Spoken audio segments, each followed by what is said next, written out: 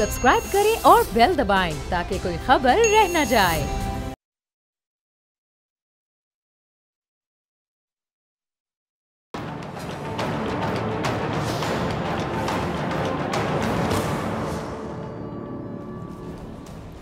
अस्सलामुअलैकुम नाजरीन, मैं हूं डॉक्टर फ़िज़ा अकबर खान और मैं हूं पाकिस्तान और आप देख रहे हैं पाकिस्तान के सबसे बड़े न्यूज़ चैनल का नंबर 1 प्रोग्राम ऐसे नहीं चलेगा। नाजरीन, जून पहले बारिशों का मौसम कहलाता था।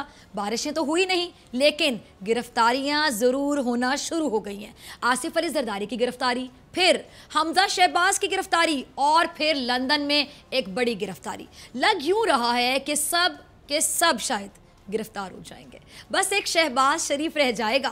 खैर, ये तो मुस्तकबिल ही बताएगा कि होगा क्या, लेकिन ऑपोजिशन की जानिब से इन गिरफ्तारियों का रद्द अमल कुछ ज़्यादा आ रहा है।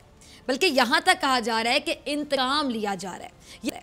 ये भी कहा जा रहा है कि ये दौर तो शायद आमरीत से बदतर दौर है।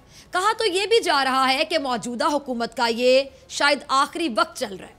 इमरान खान इंतकाम पर उतर आए हैं, कोई पर्सनल ग्रज निकाल रहे हैं, हुकूमत नाकाम हो चुकी है, तहरीक चलेगी और फिर हुकूमत का खात्मा हो जाएगा। अच्छा नाज़रीन, कहा तो पहले भी बहुत कुछ जाता रहा। अगर आप रिकॉल करें अपने मेमोरी, चले मैं आपको रिकॉल करवाती हूँ। कहा तो ये भी जाता रहा ना कि जुल्फ़िकार अली भुट्टो और बेनज़ीर भुट्टो क्या हैं, गद्दारे वतन है। कहा तो ये भी जाता रहा कि नवाज शरीफ मुल्की सालमियत के लिए क्या बन चुके हैं, खतरा बन चुके हैं। कहा तो ये भी जाता रहा कि आसिफ अली जरदारी का खाता इतना बड़ा है कि अगर खुल गया तो फिर बंद होने का नाम नहीं लेगा। और नाजरीन, कहा तो ये भी जाता रहा कि अयान अली और बिलावल हाउस के अखराजात एक मुश्तबा अकाउंट से पूरे किए जाते हैं। कहा तो शायद ये भी जाता रहा था कि मुख्गिशो नवाज गो नवाज। और कहा तो ये भी जाता रहा कि अब कभी भी नवाज शरीफ से हाथ नहीं मिलाया जाएगा, उनसे इत्तेहाद नहीं किया जाएगा। कहा तो ये भी जाता रहा कि मोदी के यार को क्या कहा जाता रहा, एक धक्का और दो। कहा तो ये भी जाता रहा कि इमरान और जरदारी क्या भाई। कहा तो ये भी जाता रहा कि नवाज शरीफ अवाम की अदालत में सुरखरू हो गए और ऐसे सुरखरू हुए कि मंजिल जेल ठहरा। तो हमारे मुल्क में कहने वाले बहुत हैं और आए दिन कुछ ना कुछ कोई ना कोई कहता ही रहता है।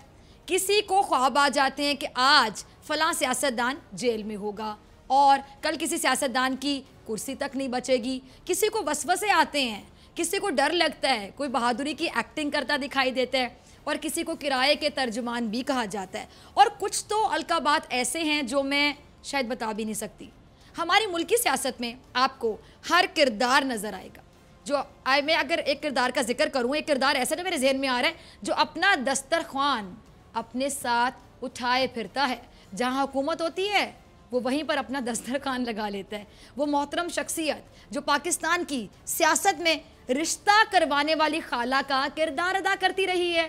क्योंकि रिश्ता करवाने वाली नाजरीन जो खाला होती हैं, ज़रा सोचें, जो रिश्ता करवाने वाली खाला होती है दोनों तरफ से उसका फ़ायदा होता है, इधर से भी और उधर से भी। वो दोनों फरीकों को बहला फुसला कर ये यकीन दिलाती हैं कि दोनों ख़ानदान एक दूसरे के लिए निहायत मौजू हैं, बड़े आइडियल हैं, बड़े कंपैटिबल हैं और उनको रिश्तेदारी कायम कर लेनी चाहिए जल्द अज जल्द। रिश्तेदारी कायम होने की सूरत में रिश्ते वाली खाला को दोनों जानिब से, लड़के की जानिब से भी लड़की की जानिब से भी क्या मिलता है, रकम मिलती है। भले बाद में वो दोनों ख़ानदान एक दूसरे के लिए चाहे कितने ही बदकिस्मत क्यों ना निकल आएँ, लेकिन रिश्ते वाली खाला का काम होता है जोड़ना, जोड़े तलाश करके उनको जोड़ना और शायद अपना काम सीधा करना, अपना काम निकलवाना। इसी तरह पाकिस्तानी सियासत में भी एक ऐसी ही शख्सियत हैं जिनका दस्तरखान ही इत्तेहाद व इत्तेफाक की बरकत से चलता है। वो शख्सियत पिछले 10 साल हुकूमतों का हिस्सा रही है। हुकूमत में रहते हुए उन्होंने हर किस्म की मरात इंजॉय की, उन्होंने हर सहूलत से भरपूर फ़ायदा उठाया, लेकिन अगर कुछ नहीं किया तो वो थी अपनी वजारत से या अपने काम से वफा। उन्होंने अपने ओहदे का पास नहीं रखा। मैं बात कर रही हूँ, समझ गए होंगे नाजरीन, बड़े इंटेलिजेंट हैं आप लोग, हमारे प्यारे निहायत मोहतरम मौलाना फजलुर रहमान साहब की। हर हुकूमत में मौलाना फजलुर रहमान साहब ने हुकूमत और अपोजिशन के दरमियान एक ब्रिज का यानी पुल का किरदार अदा किया। माजी में मौलाना फजलुर रहमान हुकूमत और अपोजिशन के दरमियान मामलात तय करने में पेश रहे थे, आप लोग अग्री करेंगे। लेकिन इस बार मौलाना फजलुर रहमान बिल्कुल मुख्तलिफ अंदाज में सामने आते दिखाई देते हैं। इस बार मौलाना साहब ने बिल्कुल अलग मुतालिबात इख्तियार कर रखे हैं। इस बार मौलाना साहब माजी के मौलाना फजलुर रहमान से बिल्कुल, अगर मैं कह दूं कि अलग हैं, जुदा हैं, बिल्कुल अलहदा नज़र आ रहे हैं तो गलत नहीं होगा। आज उनका सबसे पहला एजेंडा ही हुकूमत गिराना है, जितनी जल्दी गिर जाए। उनका तो ख्वाब है कि जल्दी से हुकूमत गिर जाए, जिसने चुटकी बजाने में गिर सकती है। जबकि माजी में उनकी कोशिश क्या थी नाजरीन? उनकी कोशिश ये थी कि किसी तरह ऑपोजिशन और हुकूमत के दरमियान मामलात मामूल पर आ जाएं या फिर तय हो जाएं। लेकिन इस बार कोशिश डिफरेंट क्यों? ऐसा क्यों है? कभी आपने सोचा? ये तो बाद में बताते हैं, लेकिन पहले मैं आपको दिखाना चाहूँगी मौलाना फजलुर रहमान साहब आखिर फरमा क्या रहे हैं। रज़ा, मौलाना साहब का पहला क्लिप चलाइएगा। मौलाना साहब पिछले 10 सालों में अगर दोनों में से एक हुकूमत भी आइडियल होती, यानी मैं दोनों में से एक हुकूमत की बात करूँ कि एक भी आइडियल होती PMLN या पस पार्टी में से, तो ये हुकूमत क्या कभी आती? कभी वोट मिलता तीसरे वालों को? कभी ना मिलता। कभी PTI को आजमाता ही ना। आप तो पिछली 2 हुकूमतों का हिस्सा रहे हैं ना मौलाना साहब। आप इस्लाम के नामलेवा भी हैं, बल्कि अगर मैं इस तरह कह दूं कि आपके काफ़ी पैरोकार हैं जो आपको फॉलो करते हैं, बड़े दिल से फॉलो करते हैं। मुझे अच्छी तरह याद है जब नवाज शरीफ को सज़ा हुई थी, नाज़रीन आप भी ज़रा अपनी मेमोरी रिकॉल कीजिए। नवाज शरीफ को जब सज़ा हुई थी तो एक आम पाकिस्तानी ने भी मिठाइयाँ बांटी थी। यानी आज आप किसी एक आम आदमी से भी पूछ लें कि नवाज शरीफ और जरदारी की हुकूमत कैसी थी, वो क्या कहेगा? पहला लफ्ज़ क्या बोलेगा नाज़रीन? चले मैं आपसे पूछती हूँ। यकीनन जो आप कह रहे हैं करप्ट कहेगा। करप्ट हुकूमत थी, अवाम दुश्मन थी। ये भी छोड़ें, जब नवाज शरीफ की हुकूमत थी तो जरदारी साहब नवाज शरीफ पर किस बात का इल्ज़ाम लगाते थे? ये तो खुद एक दूसरे को गंदा करते थे। जरदारी साहब खुद कहते थे कि करप्ट है नवाज शरीफ। नवाज शरीफ की हुकूमत थी तो जरदारी साहब उनसे छुटकारा हासिल करने का अज़म करते दिखाई देते थे। हर आए दिन जरदारी साहब की हुकूमत थी तो नवाज शरीफ साहब क्या कहते थे? तो यही नवाज शरीफ जरदारी साहब को जमहूरियत का दुश्मन करार देते थे। ये भी छोड़िए, यही नवाज शरीफ साहब जुल्फ़िकार अली भुट्टो और बेनज़ीर भुट्टो को अंग्रेज़ों का कुत्ते नहलाने वाले और गद्दारे वतन करार देते रहे अललान तमाम लोगों के सामने। और हर खासो आम अच्छी तरह से मेरे ख्याल से बात अब जानता है कि अगर जरदारी साहब या नवाज शरीफ साहब ने इतनी जायदादें बनाई हैं तो वो कैसे बनाई होंगी। आप उनकी हुकूमत का दिफा मौलाना साहब पूछ सकती हूँ आपसे कि किस मुंह से कर रहे हैं? फिर आप हर बात में मजहब को बीच में लेकर आ जाते हैं। रिलीजन कार्ड खेलते हैं आप, मजहब कार्ड खेलते हैं आप स्मार्टली। मुझे सिर्फ एक बात का जवाब दे दें, ज्यादा बात मैं यहाँ पे नहीं करूँगी ना। इस मामले में मैं खुद को शायद इस काबिल समझती हूँ कि मैं इतनी ज़्यादा खुलकर इस मामले में बात करूँ। ख़त्म नबूवत के कानून की एक शिक में तब्दीली हुई, याद है ना नाज़रीन आपको? धरना हुआ। वो तब्दीली किसकी हुकूमत में हुई थी मौलाना फजलुर रहमान साहब? मैं आज आपसे पूछती हूँ। जिस वज़ीर कानून ने इस्तीफ़ा दिया था मौलाना फजलुर रहमान साहब, याद है वो वज़ीर कानून कौन थे? उनका नाम याद है आपको? और उस वक्त मौलाना फजलुर रहमान साहब आप कहाँ पे थे? इसलिए इस बात को मेरे ख्याल से हम रहने दें तो बेहतर होगा, आपके लिए भी ज़्यादा बेहतर होगा। इस मुल्क का आइन ही इस मुल्क की ज़मानत है जिसको ना कोई अब तोड़ सकता है और ना इसमें कोई ऐसी तब्दीली कर सकता है जिससे इस्लामी तशख़्ख़ुस पर कोई भी उज़र आए। में नाज़रीन जो सियासत हो रही है, या मैं इस तरह कह दूँ कि या जो सियासत होती रही है कई सालों से, उसमें इस्लाम तो दूर, मैं बड़ा सोच समझ के कह रही हूँ, इस्लाम तो दूर, इखलाकियात तक का ख्याल नहीं रखा जाता था। और तमाम नाज़रीन जो देख रहे हैं ऐसे नहीं चलेगा, मेरी बात से अग्री करेंगे, इस बात को सेकंड करेंगे। रही बात कि मौलाना साहब का ये मुख्तलिफ अंदाज़ क्यों है इस दफ़ा। माजी में जो मौलाना साहब, मौलाना फजलुर रहमान साहब मुफाहमतें कराते नज़र आते थे, रिश्ते जुड़वाते नज़र आते थे, सुलह सफाइयाँ करवाते नज़र आते थे, आज इतने जारहाना मूड में आखिर क्यों दिखाई दे रहे हैं? इसकी एक वजह है कि रिश्ते कराने वाली खाला का काम अब शायद ख़त्म हो चुका है। रिश्ते करवाने वाली खाला को ये एहसास भी हो चुका है कि ये हुकूमत शायद रिश्तेदारियाँ निभाने में इंटरेस्ट ही नहीं रखती, दिलचस्पी रखती नहीं है। इसलिए ना सिर्फ मौलाना फजलुर रहमान साहब बल्कि कुछ और ऐसे लोग जिनके अपने रिश्तेदार या फिर अजीज़ जेल की सलाखों के पीछे जा रहे हैं, वो बहुत ज़्यादा तशवीश में हैं। और इसी तशवीश का इजहार शाहिद खाकान अब्बासी साहब ने भी कुछ अपने अंदाज में किया। ज़रा क्लिप मुलाहिज़ा कीजिए। शाहिद खाकान अब्बासी साहब, आप कितने मासूम है ना, यही कहूँगी। हमजा शहबाज शरीफ से जो सवाल पूछा गया था, ज़रा गौर से सुनिएगा नाजरीन। और खाकान अब्बासी साहब, अगर आप सुन रहे हैं, आपको कुछ आने वाला सुन रहे हैं, आप तक पहुँचा दे कि जब हमजा शहबाज शरीफ से जो सवाल पूछा गया वो सिर्फ इसलिए पूछा गया कि 30 साल से पंजाब पर हुकूमत ना किसी कारोबारी शख्सियत की थी, ना किसी ताजिर की थी, ना इमरान खान की थी। पंजाब पर 30 साल से हुकूमत थी हमजा शहबाज शरीफ के वालिदे गिरामी की, उनके ग्रेट फादर शहबाज शरीफ साहब की, बल्कि हजरत शहबाज शरीफ कह दूं तो आप लोगों को सुकून होगा। नवाज शरीफ के बच्चे क्यों इश्तिहारी हैं, जबकि उनका तो सियासत से दूर दूर तक कोई ताल्लुक ही नहीं है, लेना देना ही नहीं है। इसलिए क्योंकि उनके डियर अब्बा जी का नाम मियां नवाज शरीफ है, बल्कि हजरत नवाज शरीफ कह दूं तो शायद आप लोग खुश हो जाएं। उनके अब्बा जी इस मुल्क के 3 बार प्राइम मिनिस्टर, वजीर आजम रह चुके हैं। और इससे बड़ी बदकिस्मती और क्या होगी कि मुल्क के 3 बार इलेक्टेड वजीर आजम रहने वाले शख्स के अपने बच्चे जो हैं और इस मुल्क के शहरी नहीं हैं, पाकिस्तान से बाहर हैं। और ये भी ठीक था अगर वो इश्तिहारी ना होते। दूसरी बात कि इमरान खान साहब की हुकूमत को आए हुए 1 साल होने वाला है, बल्कि अभी साल पूरा नहीं हुआ, चले कहते चले 1 साल होने वाला है। आपका अपोजिशन में होने के नाते हक है कि आप बिल्कुल इमरान खान साहब, उनके वज़रा और उनके फैसलों पर खुलकर तनकीद करें या उनसे सवाल करें, खुलकर बात करें। जहाँ पर आपको इख्तिलाफ हो खुल के अपनी राय दें। हम भी करते हैं जब भी हमें नज़र आता है कि इमरान खान की हुकूमत, उनका वज़ीर, उनके मुशीर अपने किए गए वादों से पीछे हट रहे हैं या फिर वादा खिलाफ़ी कर रहे हैं, तो हम भी सवाल करते हैं, क्योंकि ये हक है। और आपका तो मेरे ख्याल से हमसे ज़्यादा हक है, क्योंकि आप तो वहाँ पर नुमाइंदगी ही ऑपोजिशन की कर रहे हैं ना, तो आपने तनकीद करें। लेकिन शाहिद खाकान अब्बासी साहब, थोड़ा हकीकत पसंद भी होना लाजिम होता है। और शाहिद खाकान अब्बासी साहब, मैं आपसे मुखातिब हूँ, थोड़ा सा इंसान को रियलिस्टिक भी होना लाजमी होता है, होना चाहिए। और मैं आपसे ये भी मुखातिब होकर कहना चाहती हूँ, अगर आप सुन रहे हैं शाहिद खाकान अब्बासी साहब, इंसान को थोड़ा सा माजी में भी झांक लेना चाहिए। क्यों? इसलिए कि इमरान खान साहब को इक़्तिदार ही इस साल पहले अगर मिला, अगर मैं कह दूं, और 1 साल पहले मिला, और 1 साल के अंदर इमरान खान की करप्शन या फिर उनके किसी वजीर की करप्शन का कोई मुकदमा या कोई मामला मंजर आम पर आता, तो आपसे पहले हम यकीनी तौर पे, मैं यकीन से कह रही हूँ, उनसे सवाल पूछते, जान खा लेते सवाल पूछ पूछ के। इस प्लेटफॉर्म से हम पूछते कि जिस तब्दीली की इमरान खान साहब बात करते हैं, क्या ये है वो तब्दीली? कहाँ है वो तब्दीली? कैसे मिलेगी वो तब्दीली? लेकिन शाहिद खाकान अब्बासी साहब, मौजूदा हुकूमत ने अभी 1 साल मुकम्मल की है, उस पर तनकीद आपका हक है। लेकिन तनकीद सिर्फ इसलिए कि आपके लोगों पर मुकदमात बन रहे हैं, उनकी करप्शन की दास्तानें खुल रही हैं, ये हरगिज़ जायज़ नहीं है। एहतसाब अगर इंतकाम होता तो आप लोगों को 1 साल की भी मोहलत क्यों मिलती? ये मेरा आपसे सवाल है। एहतसाब अगर इंतकाम होता तो नवाज शरीफ आपकी हुकूमत में कैसे नाअहल हो जाते?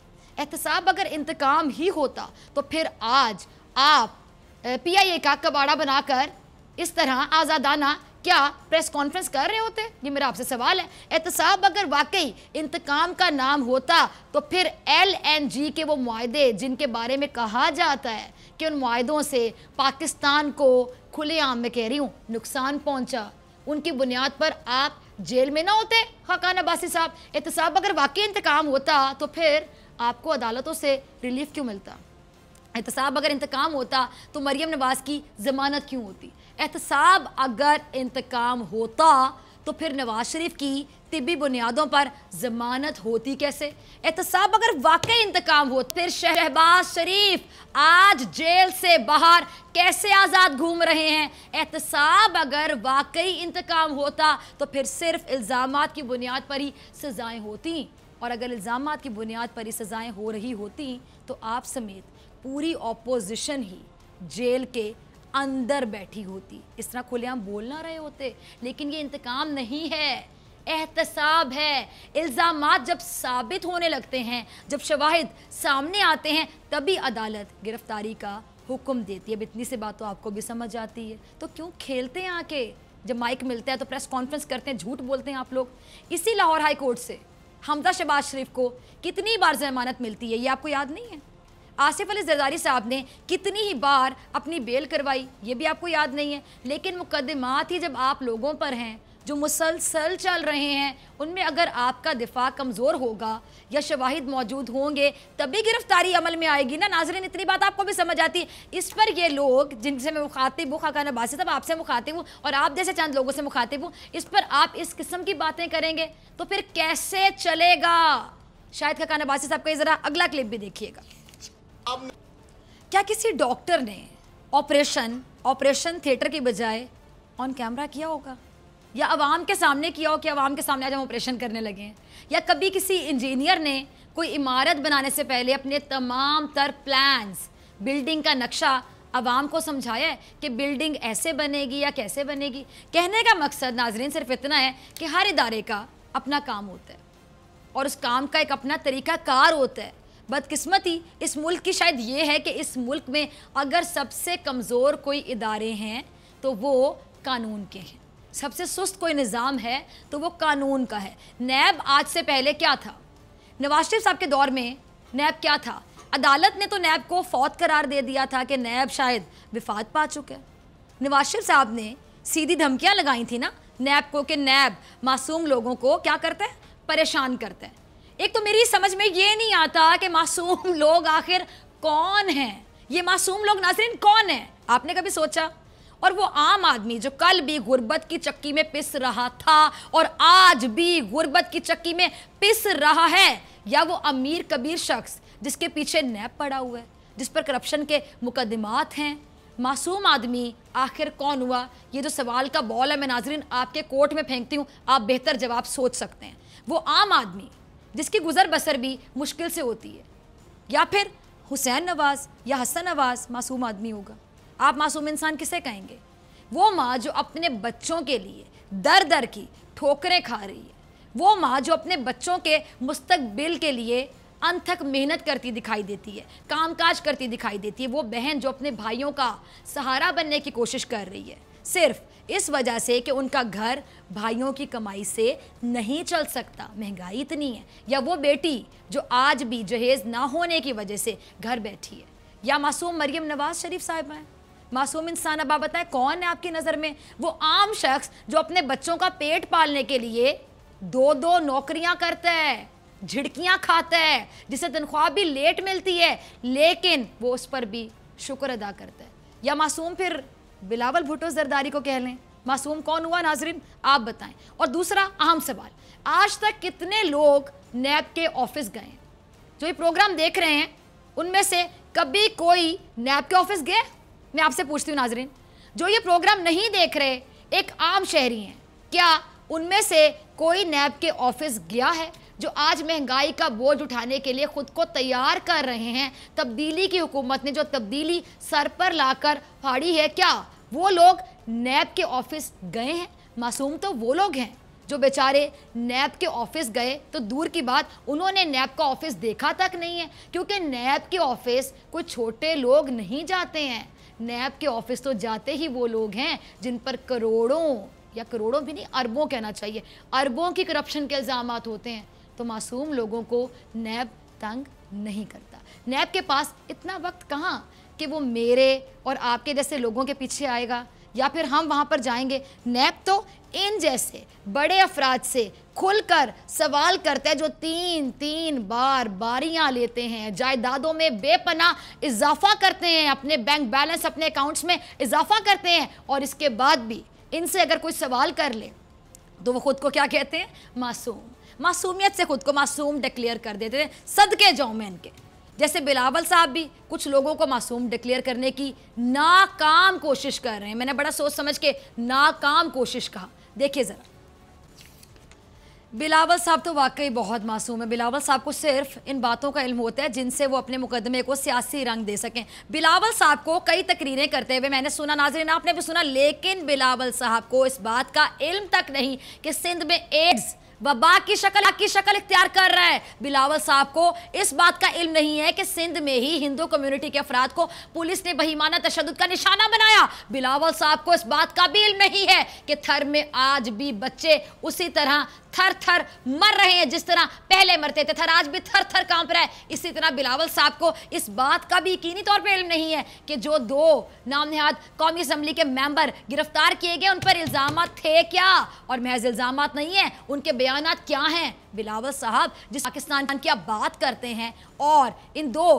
कौमी असम्बली के मेंबरान एहसान फरामोशों, मोहसिन दावड़ और अली वजीर के प्रोडक्शन ऑर्डर्स का आप मुतालिबा करते हैं, आप नहीं जानते कि उन पर आखिर इल्जामात हैं क्या, उनको किस जुर्म में गिरफ्तार किया गया। आप नहीं जानते कि उन्होंने हमारे फौजी जवानों की चौकी पर हमला किया जिसके नतीजे में शहादतें भी हुई। आप नहीं जानते कि अली वजीर और मोहसिन दावड़ के नजरियात आखिर क्या हैं। पहले आपकी मालूमात में इजाफे के लिए आपको दिखा देते हैं कि आपके इन मौजिज़ कौमी असम्बली के मेंबरान के बयानात आखिर हैं क्या, ख्यालात आखिर हैं क्या। सुनिए बिलावल साहब, आपकी ये जो ला इल्मी है ये आपके मकासद जाहिर करती है। आपकी एक कम इल्मी अगर मैं कह दूं ये बताती है कि आपकी आखिर नीयत क्या, आपका एजेंडा क्या है। आप ये जानते हैं कि मोहसिन दावड़ और अली वजीर गिरफ्तार हैं, लेकिन आप ये नहीं जानते कि क्यों गिरफ्तार हैं। पूरी कौम ने देखे हैं उनके ये जो मुल्क मुखालिफ, आइन मुखालिफ बयानात हैं। पूरी कौम ने देखा कि कैसे उनके जलसों में पाकिस्तान के झंडे लेकर जाना मना किया जाता रहा। पूरी कौम ने यह भी देखा कि कैसे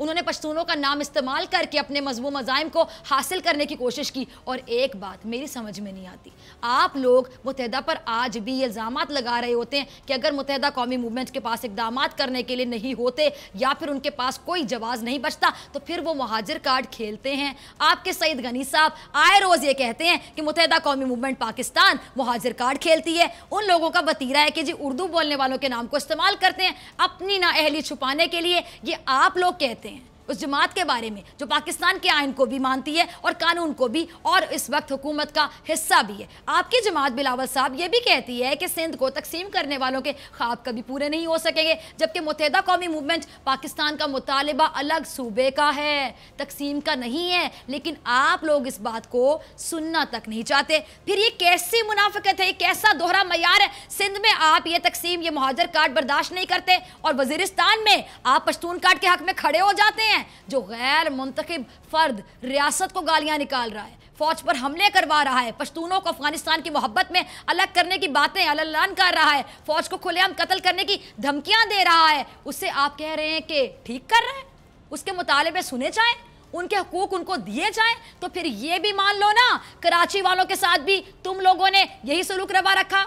जब भी आज तक कराची में उर्दू बोलने वालों की जमात मुत्तहिदा कौमी मूवमेंट पाकिस्तान है जो आज भी उर्दू बोलने वालों के हकूक के लिए बोलती है, तो ये आवाज़ आपको चुभती है। सिंध में आप लसानियत के कायल नहीं हो और कराची में आप लसानियत के कायल नहीं हो, लेकिन यही चीज़ जब वज़ीरिस्तान में होती है तो आप इसको मुकम्मल सपोर्ट करते हैं। यह है आपका दोहरा मयार, यह है आपकी हकीकत, यह है आपकी नीयत और यह है आपकी जमहूरियत। कौम को बेवकूफ़ बनाना बस करें। आप अच्छी तरह जानते हैं कि मोहसिन दावड़ और अली वजीर जैसे एहसान फरामोश किसकी ज़बान बोल रहे हैं। कराची में कोई मुहाजिर की बात करे तो हराम है, बंद करो उसे, गलत बात करता है, तकसीम की बात करता है। और वजीरिस्तान में कोई पश्तून के नाम पर फौज को गालियां दे, रियासत को गालियां दे, आइन को मुस्तरद कर दे, फौज पर हमला कर दे और फिर गिरफ्तार किया जाए तो बिलावल साहब कौमी असम्बली में भी उनकी हिमायत में चीख रहे होते हैं, प्रेस कॉन्फ्रेंस में भी उनकी बात कर रहे होते हैं और बड़ा दुख खाए चला जा रहा था। बिलावल साहब बस बहुत हो गया, अब ऐसे नहीं चलेगा। मिलते हैं नाज़रीन ब्रेक के बाद।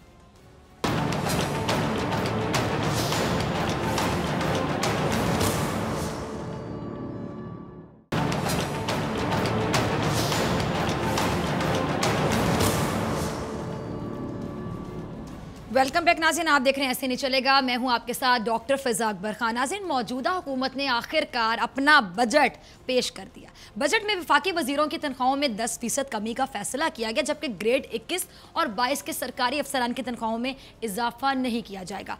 4 लाख सालाना आमदन वालों को इनकम टैक्स देना होगा।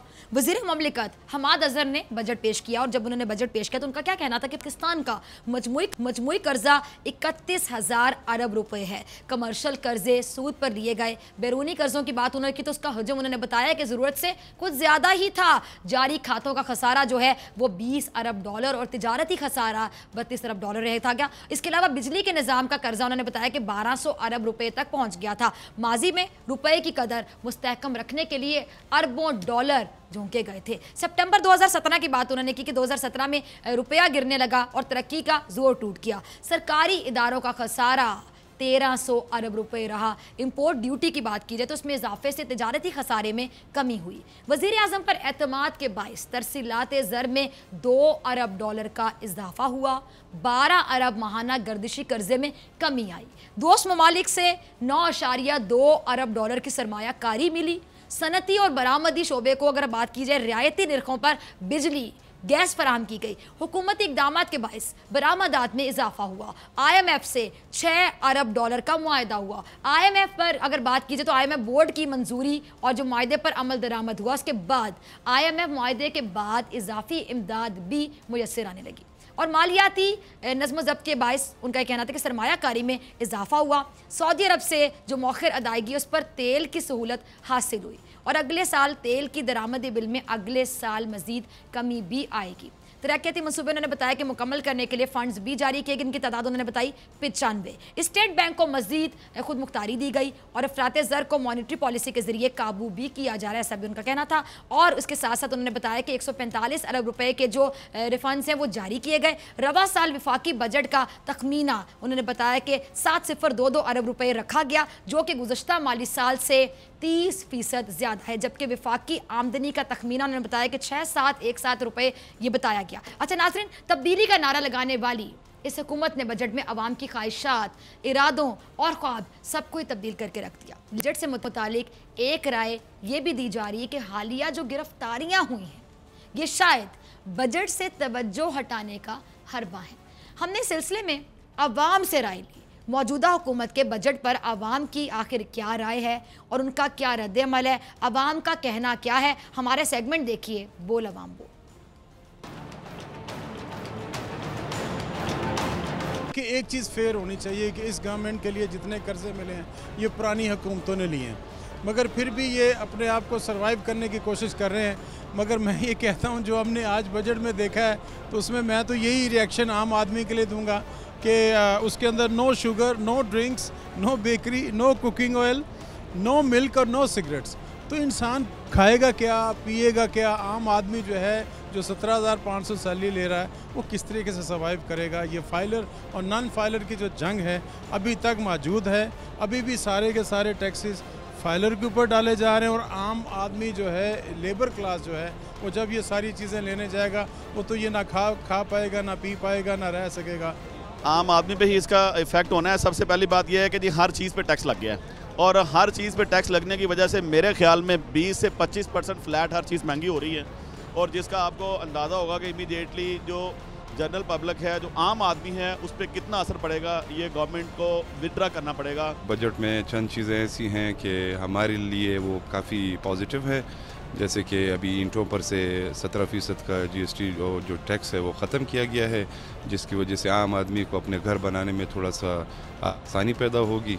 जो खाने पीने वाली चीज़ें हैं वो पहले ही बहुत महंगी हैं और जो उनमें और इजाफा कर दिया गया है, इससे गरीब आदमी की हालत और बदतर होगी और उनको बेहतर करने के लिए चाहिए तो ये था कि इनकी कीमतों को कम करने की कोई तजावीज़ दी जाती, लेकिन वो बजट के अंदर इजाफा होता हुआ नज़र आ रहा है। और जो इनको मेन फोकस करना चाहिए था मेरे हिसाब से वो इन्हें इम्पोर्टर्स पर जो फोकस करना चाहिए था। अगर इस मुल्क की इम्पोर्ट बढ़ेगी तो जो है उससे सनतें भी चलेगी और लोगों को रोज़गार भी मिलेगा।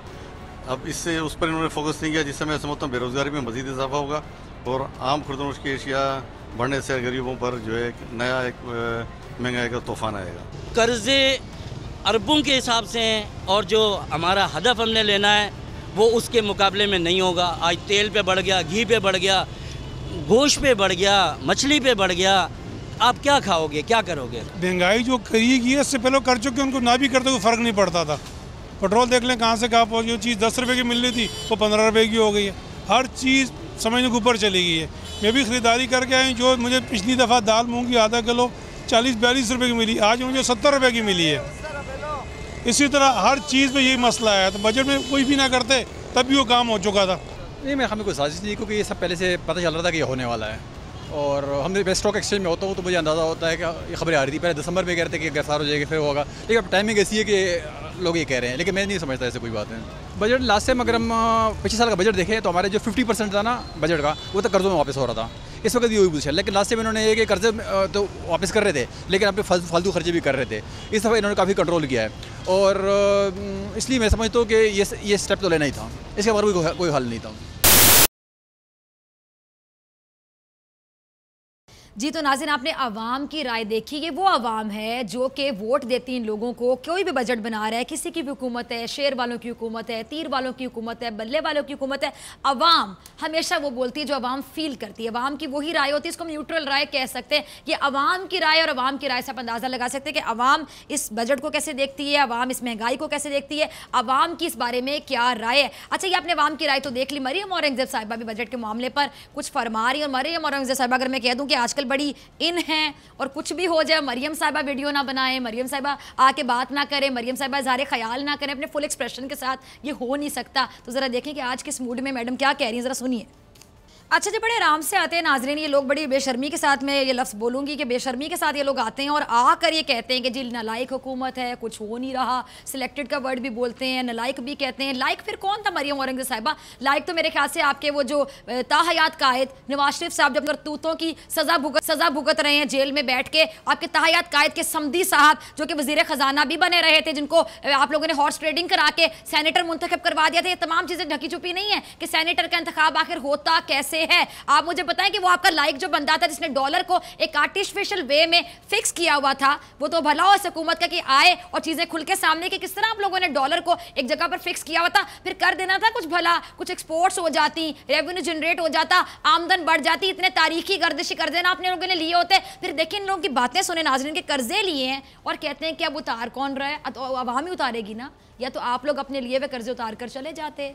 2008 में आई थी पीपल्स पार्टी, जब वो 13 में आप लोगों को हैंडओवर करके गए थे तो अपने कर्जे उतार कर चले जाते। यानी नवाज शरीफ साहब की जो हुकूमत थी, नून लीग की हुकूमत थी, वो उनको जिम्मेदार ना ठहराती। फिर नून लीग की हुकूमत जब गई थी वो अपने कर्जे उतार के चली जाती। इमरान खान साहब दोबारा जीरो से स्टार्ट ले लेते, या पीटीआई की हुकूमत जीरो से स्टार्ट ले लेती। आप तमाम लोग ये क्यों भूल जाते हैं कि आप लोग जड़ों को भूल जाते हैं? जो ऊपर एक दरख्त लगा, बस दरख्त को गिने जाएंगे, इसके पत्ते कितने, नीचे जड़ों में जाए ना। बैकग्राउंड शुरू कहां से हुआ था मामला? कर्जे लिए थे आप लोगों ने तारीखी, आपने मुल्क के खजाने का बेड़ा गर्क कर दिया। और कितनी बेशर्मी के साथ, कितनी डिटाई के साथ ये तो चले आई हैं। वो जो साहब बेड़ा गर्क करके गए खजाने का, जो वजारत खजाना के साथ वजारत समदी अमूर संभालते रहते, कायदे जो इनके ताहयात कायद हैं उनके समदियों ने कैच लेते रहते, वज़ीर खजाना बन के बैठे हुए थे, वो बाहर से वीडियोस बनाते हैं। तो उनके यूट्यूब पे वीडियोस बनाते हैं और बताते हैं वो यूट्यूब पे कि जी किस तरह यहाँ पर ये जो सिचुएशन है मैशत की, इसको कंट्रोल किया जा सकता है। मशवरे कौन दे रहा है? इसहाक डार, जो कि खुद इख्तियारी है, जिसको अदलिया बुला के बारहा बुला के थक गई, खुद यहाँ पर नहीं आते अपने केसेस भुगतने के लिए और अपनी आपको क्लियर करने के लिए, वहाँ से बैठ के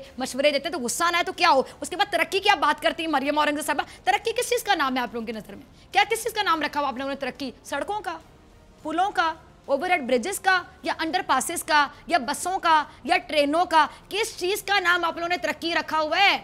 तरक्की की सबसे बड़ी मिसाल मैं आपको यहाँ पे दे दूंगी कि कोई आपके पास ऐसी यूनिवर्सिटी हो जो कि इंटरनेशनली रजिस्टर्ड हो, जहाँ बच्चे पढ़ें और पढ़ने के बाद कि हम इस यूनिवर्सिटी से पढ़ के हम डिग्री याफ्ता हैं, और बाहर जाकर उनको क्रेडिट आवर्स पूरे ना करने पड़े जॉब्स लेने के लिए, वाइट कॉलर जॉब्स लेने के लिए। ये बता दें कि हॉस्पिटल आप लोग कोई नहीं बना सके। तरक्की की आप लोग बातें करते हैं, कोई हॉस्पिटल आप नहीं बना सके। कमर में दर्द, घुटने में दर्द, टांग में दर्द, नाखून में दर्द, सर दर्द हो रहा है, गर्दन में दर्द हो रहा है, यूरिक एसिड बढ़ गया, ब्लड प्रेशर बढ़ गया, शुगर का मसला हो गया, सीधे टिकट लेते हैं, वो बाहर जाते हैं बर्तानिया, सीधा टिकट लेते हैं, वो जाते हैं अपने उस वाले पेरिस में, वाकई पेरिस है, इसको आप लोग पेरिस कहते हैं ना, तो पेरिस में, पंजाब को तो पेरिस कहते थे आप लोग, और पाकिस्तान को कराची। अगर मुझे अभी तक याद है इलेक्शन कैंपेन में कहते फिर रहे थे शहबाज शरीफ, कराची अगर हमें इस दफ़ा मिल गया न्यूयॉर्क बना देंगे। जैसे पंजाब को तो वाकई लाहौर को पेरिस बना दिया। सड़कें बनाने से मैडम, पुल बनाने से, बसें चलाने से, ट्रेनें चलाने से कोई पेरिस नहीं बन जाता। एक हॉस्पिटल तो आप लोग बना नहीं सके। अच्छा, पूरी की पूरी आप देखिए ऑपोजिशन बीमार है, इतने बीमार है, मुझे इन पर तरस आते। दुआ करती हूँ मैं इनके लिए कि बीमारों को सेहत मिले।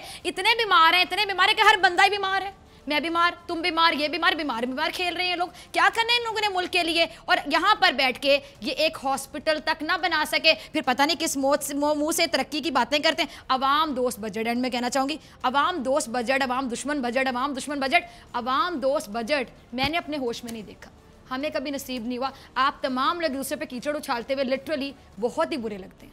मैं खुले अल्फाज में कहूँगी बहुत ही बुरे लगते हैं और बेशर्मी की हद होती है। वो आपके ख्वाजा आसिफ कहते हैं ना कि कोई शर्म होती है, कोई हया होती है, लेकिन आप लोगों को वो नहीं होती है। ये अगला क्लिप देखिएगा। अच्छा जी, नाज़रीन कहते हैं जब आपके पोल खोलने की बातें कर रही हैं, यानी इनसे पूछा जाते हैं, लोगों से सवाल पूछा जाता है, अब देखें कि इन लोगों की बेशर्मी के, अगेन मैं कहूँगी बेशर्मी की हद ये कि इनसे सवाल पूछा जाता है। ये करप्शन की बड़ी बड़ी दास्तानें रकम करते हैं। ये आपके बच्चों के मुँह से नवाले खींच रहे हैं, हम लोग के बच्चों के मुँह से नवाले खींच रहे हैं। यानी मुल्क में जो एक एक बच्चा इतना मकरूज हुआ है, किसकी वजह से हुआ है? आपकी वजह से नाज़रीन, मेरी वजह से, मेरी टीम की वजह से, मेरे प्रोड्यूसर की वजह से नहीं, इन लोगों की वजह से। एक तो हमें इनका गिरेबान पकड़ना चाहिए अवाम को, और ये लोग इतने धड़ल्ले से आते हैं, इतनी बेशर्मी से आते हैं, इतनी डिटाई से आते हैं, इतने ओवर कॉन्फिडेंस से आते हैं, और आकर हमारी आंखों में आंखें डाल के झूठ बोल रहे होते हैं, बुलंद आवाज के साथ झूठी बातें कर रहे होते हैं, झूठी कहानियां सुना रहे होते हैं। ये जो बातें करते हैं अली बाबा 40 और, ये आप कौन सी कहानियां सुन रहे हैं? मुझे आप ये बता दें। आपके जो जरदारी साहब हैं, जाली अकाउंट्स के जो मरकजी किरदार आजकल बने हुए, चलो मैं कुछ नहीं कहती, अदलिया बहुत है साबित करने के लिए, अब साबित हो जाएगा, सब कुछ शुक्र है। कुछ हो ना हो इस मुल्क में एहतसाब तो शुरू हुआ, कुछ हो ना हो तो अदालतें हमारी आज़ाद हैं, अल्हम्दुलिल्लाह कि अदालतें आज़ाद हैं। तभी तो आप लोगों की चीखें निकल रही हैं, क्योंकि वो दौर अब चले गए जब जजिस को खरीदा जाता था, फ़ोन करके बकायदा डील्स की जाती थी जजिस के साथ कि किसी तरह इनके साथ कोई डील हो जाए। अब बेसिकली आप लोगों के फ़ोन भी कोई जज नहीं उठाता। आप लोगों को मसला ये है, आप लोगों की बातें भी कोई नहीं सुनता, और मेरे ख्याल से आप लोग रिश्वतें पता नहीं क्या क्या पेश करते होंगे, तो आपकी चीखों से नजर आता है और आपकी कुछ सुनता नहीं है। तो फिर आप लोग क्या करते हैं कि आप लोग ये कहते हैं कि अब हम क्या करें कि हम आते हैं अपने गमों गुस्से का इजहार करते, दाल तुम्हारी गल नहीं रही, चले इनको गंदा ही कर देते हैं दारों को, शर्म तुमको मगर नहीं आती। और अब आज की आखिरी बात।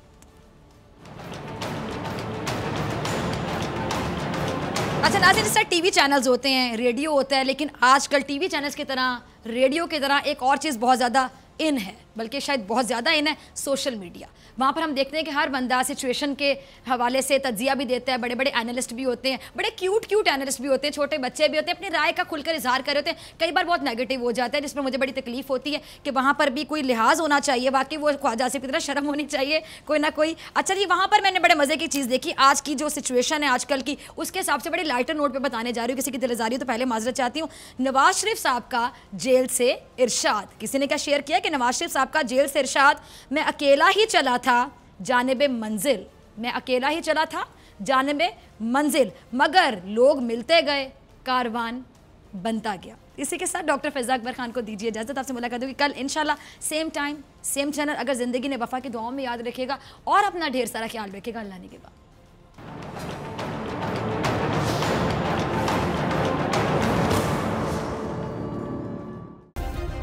सब्सक्राइब करें और बेल दबाएं ताकि कोई खबर रह न जाए।